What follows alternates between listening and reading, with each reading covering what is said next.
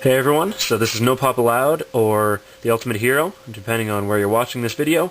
And right now I'm coming to you with a new G6r related video. This is going to be a stock board video for the G6r. And the board I'm talking about is actually going to be the Adachi board. I don't know how to pronounce it, but it's the board that will be coming with the G6r currently as the stock board. I believe that there will be an upgrade board available through Tadao, or possibly through Bob Long if you're getting the gun through them. And it's going to be the Ebisu board, which is going to have a whole lot more settings and firing modes and stuff. In this case, this is the stock board that everyone will be getting with their G6r currently, as the basic package. So first, just a couple of features of this board. It is compatible with 4C eyes, so if you were to go with that system, the board will be the same and it has the same settings and everything if you were using a 4C eye system, and it is definitely compatible. It does have a 20-minute timeout where the board will turn itself off after 20 minutes to conserve batteries, of course, but that is not adjustable. It will be 20 minutes no matter what. And it does have a low battery indicator, which I'll get to in a second when I turn it on. The board will just turn on by holding the button in the back, and what I want you to watch is as this light turns on, it will flash rapidly either green, yellow, or red, which is your battery indicator. So in this case, turn it on and it flashes green quickly and then goes into flashing blue. So the green light at the beginning just means that I have a battery that is in good charge right now.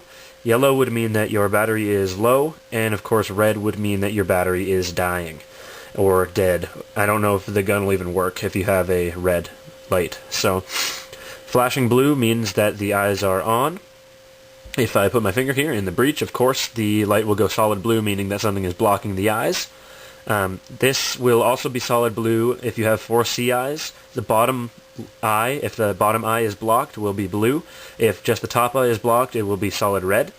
Of course, if I pull the trigger now, it will go into flashing yellow, which is eye malfunction. So say you had paint on your eyes and they couldn't see each other even after you shot.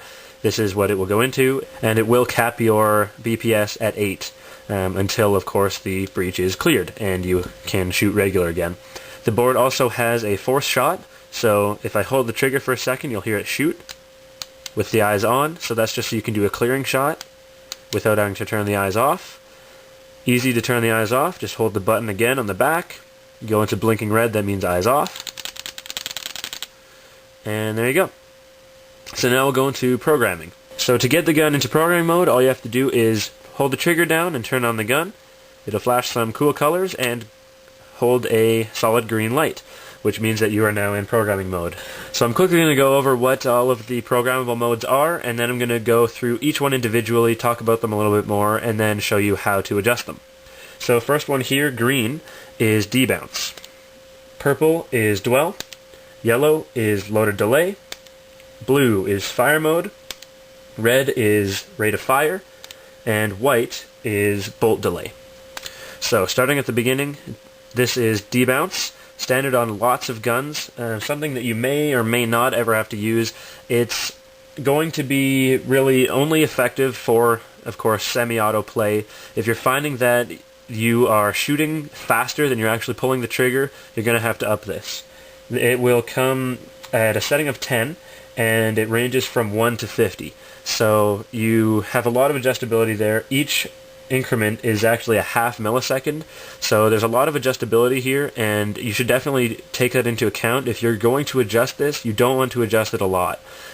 So say you're at the stock setting of 10, which is 5 milliseconds, and you need to up it for any reason, because you are finding that it is bouncing, I'd go up maybe 2, go up to 6 milliseconds and try from there, and it probably will solve most of your problems just to do a little small adjustment like that. If you do huge adjustments and go from 10 to 20, you'll probably find that you will not have the responsiveness from the trigger that you want, and suddenly you're missing shots.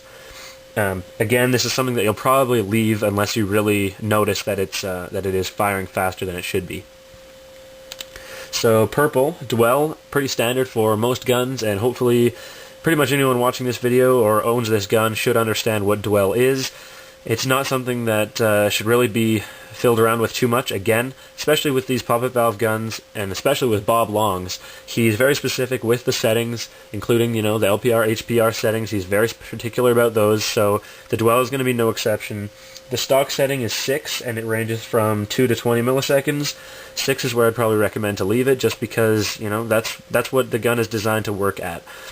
The only time really that you're going to change this is if you are one of those tinkerer types that wants to play around with the pressures and the dwell. Then, I guess you can go ahead and do what you want. Most people, I would probably recommend leave it at stock setting of 6. So yellow again is loader delay. One of those settings you probably won't ever touch. What this setting does really is adds a slight delay between the time, of course, that the paintballs are falling into the breech.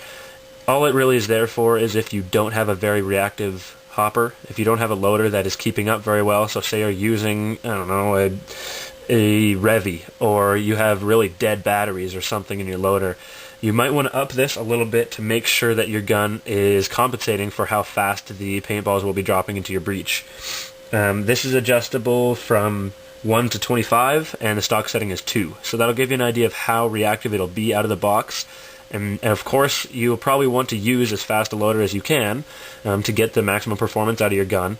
But if for some reason you aren't, or your batteries are dying, you might have to up this a little bit to make sure you're not chopping paint. Blue is fire modes. Very straightforward. I already talked about this in my overview. There is only 3 settings on the firing modes. There is a semi-auto unlimited, a semi-adjustable, and a PSP Millennium ramp. I talked a little bit about the ramp in a completely separate video, which I'll try to annotate, or something like right here maybe. I don't know. I'll try to annotate it into this video just so that there is a link so you can see that video. And I'm not going to go too in-depth about the ramping in this video. The only thing with the ramp is it's not quite a PSP 3-shot. It kind of has a little bit of a variation, which I believe is to be in accordance with Millennium rules. But it doesn't have 3-shot like a lot of guns would have. It's just kind of a bit of a modified PSP / Millennium ramp. So watch my other video if you want a little more information on that to see how it works. The red here is max rate of fire. There's 22 settings, 1 to 22. The adjustability will be from 10 BPS to unlimited, and since there is only 22 settings, there is preset settings what this will be when you're at any number between 22 and 1. Stock setting is 6, which is 12.5 BPS, of course the standard rule currently for PSP, etc. So if you needed to adjust this for any reason, you do need your manual to make sure that you're getting a correct number for your BPS limit. The manual shows every single increment that this will change to, no matter what number you're on, but there isn't any specific change from setting to setting. You won't have like a 1 BPS change. It'll depend on what you leave it on and what the manual says it is. So for the most part, you're probably going to leave it on setting 6, which is stock, which is 12.5 BPS. And personally, I just use semi-unlimited, so I don't really worry about it. Lastly, bolt delay. This is another one of those things you'll probably never even touch. It's actually used to make sure that whenever you cycle the gun, to make sure that the bolt is fully retracted before it begins to read in the breech, and so it doesn't misinterpret the bolt as being the next paintball. So it just makes sure that there's enough time for your bolt to go all the way back. You probably won't have any issues with this unless you're, I don't know, making some crazy adjustments with your regulators or dwell, or, I don't know, some kind of odd problem. The adjustability here is from 1 to 25 milliseconds, and stock it's at 14. So, I mean, there is definitely a bunch of adjustability there, but it's probably one of those things you'll just leave unless you really have issues with. So that's about it for what will be in the board for adjustability. Lastly, I'm just going to show you how to program it. Very simple. If you've ever used the Tadao board, it pretty much works identical to any other Tadao board. So I go to my setting that I want to change. In this case, this is fire mode. If you hold down the trigger, it will go into programming, and the first thing it's going to do is show you what setting you're in. So I'll hold it down, and it blinked once. So if I do nothing, it's going to stay in setting 1, which is fire mode, and now I can go through all of the different settings again. So if I wanted to change it, after I've held it down and it shows me what I already have it set at, you can change it to whatever you want it to be. In this case I went to 3, which is the PSP ramp, and now it should be in your new setting. So I'll just turn off the gun.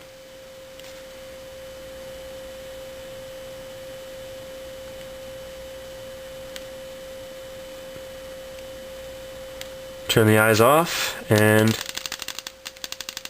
there we go, we're in PSP. So very simple to operate and change settings if you have to. So that is the stock Adachi board, whoever knows how to pronounce it, I sure don't, board that will come in the G6r stock. So hopefully this video helps for any of those that needed sort of a video manual so they could better understand the board, or were just interested what the stock board will do for you. Thanks for watching, hopefully you enjoyed it.